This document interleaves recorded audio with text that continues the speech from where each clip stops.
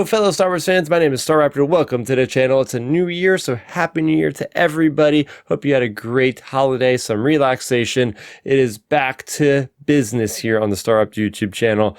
Nothing has changed as far as me talking about Star Wars comics. If you want that content, this is your place for that. And please, if you are new to the channel, subscribe for more of that content around all the publishing of Star Wars and more. But today we are talking about two comics published by Marvel, and they are The Shadows of Starlight issue 4 and Darth Vader issue number 42. Jumping into the High Republic first, we're talking about Shadows of Starlight issue number 4. This is Ever Victorious. Of course, this is written by one of the 5 architects of the High Republic, and that is Charles Soule, with artwork by David Messina and artwork also by Jethro Morales. In this, we get this existential kind of question, this philosophical question of what happens when a raider, this leader, takes over land. Do they rule? Do they just become a party goer? Maybe. I don't know. But that's what we get to answer here. Marchion Ro is this character that has led the Nile to victory. They've taken down the Starlight Beacon, and now they are basically enjoying themselves. They have this occlusion zone that sections them off from the rest of the Republic. They are safe there. They are dominant there, and they are just basking in their glory. But how long does somebody just bask in the glory until they actually have to, take their feet up off the stool and start commanding and start doing things? And that is what the role of Ghira Staros, who was a part of the Republic and is now turned tail. She was a senator in the Galactic Republic, and now she is the person of Marchion Ro. She is the lover of Marchion Ro. We get to even see a little bit of that spiciness, a little bit of that steamy action between the two characters, but she is trying to ultimately get through to the head of Marchion Ro, Eye of the Nile, leader of the Nile, of, hey, look, you can't just sit around here on the storm forever. You're going to have to lead. You're going to have to command, and maybe we could even be legitimized by the Republic. So there's all that going on, but we also get to see the new lieutenants, the other lieutenants that fall under the old Tempest Runner rule for the Nile. We get to see the backstory for General Weiss, who was first appeared in Phase 2 150 years prior, going against Porter Engel. We get to see her be this, this character that is so opportunistic that ends up basically betraying the people she's living with on this planet in order for the Nile to come and swoop in, and she offers her services to them. We also see this character of Baron Bulan, who used to be a youngling when we seen him in, I think, the Path of Deceit way back in Phase 2.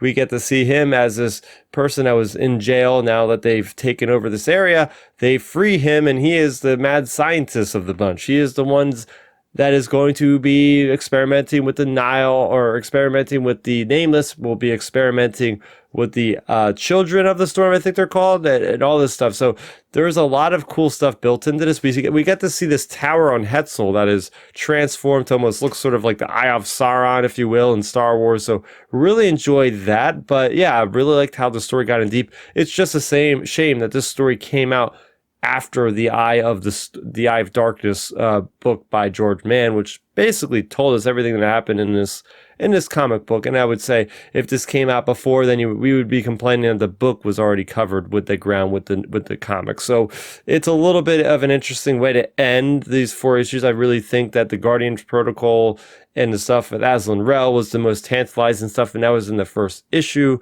But it was a solid series. It was a solid mini-series. I'm just looking forward to getting new content with the High Republic in the future. And moving on to Darth Vader issue number 42. This one is called Rise of the Schism Imperial. This is written by Greg Pak with artwork by Adam Gotham. And this one shows us the first story post the Scourge invasion, or whatever you want to call it, the Rise of the Scourge. The Dark Droids mega crossover that we just finished up with Dark Droids number 5. We have Vader. We have the appearance of Enric Pryde. Yes, Enric Pryde, which was the Allegiant General Enric Pryde when we seen him in Rise of Skywalker. We get to see him 30 years younger. We get to see Darth Vader saving his butt on this planet where he was subjugated to put down this rebellion, and the rebels are actually outnumbering him. So I really like this detail of the Empire, even in the midst of their power, in between Empire and Return of the Jedi, they are starting to, have some danger around, with the rebels really becoming more organized, more of a military presence. And we see Vader come down to save Enric Pryde, take out these 4 special cyborgs, and then ends up using the information he knows from working with droids, from hacking in the previous issue, these Scourge droids with his mind controlling them. He used the same sort of tactic on taking over these 4 cyborgs, who then he takes for himself, and then he is approached by Sly Moore at his castle of Mustafar to join in this Schism Imperial, which is going to be a bunch of these disgruntled Imperial, troopers and whatnot that have had enough with the Emperor. There's a certain sub-faction of the Imperials that has just had enough with the Emperor. And, basically Sly Moore says if you can't beat him, join him with Vader, because Vader put her down a peg and made her sub-administrator. She has now taken her role back for administrator, and she is offering him a chance to sharpen his skills to eventually take down the Emperor with her help, with her providing all of these organic Imperials to go against the Emperor. So I really enjoyed the way the story has turned. We have also sympathizers with Sly Moore that include Governor Tantaza, who we've seen from the Crimson Reign series, as well as Captain Corleque, who we also seen in the beginning of this entire run of the Darth Vader series, when he was going against the Maul or whatever from Solo, and he was going to Exegol, so all that good stuff. Also, one really funny thing that I really just laughed my butt off was Masameda getting put down a peg by Palpatine, being electrocuted by Palpatine. Of course, he's not dead yet because he has to survive onto the Life Debt books, but the Aftermath books, sorry. But yeah, overall, I really like the direction of the story. It's great to see that there were repercussions from the Dark Droid series that we're seeing prevalent in the trajectory for Darth Vader. I think that this could end up being maybe the last arc for Darth Vader, just based off of, Sly Moore preparing Vader to try to take the Emperor down. We know he's going to eventually do that in Return of the Jedi, but maybe Vader will be brought down humbly to his knees and subservient once again as we see him in Return of the Jedi. So there's a lot to glean from this. I'm liking the action.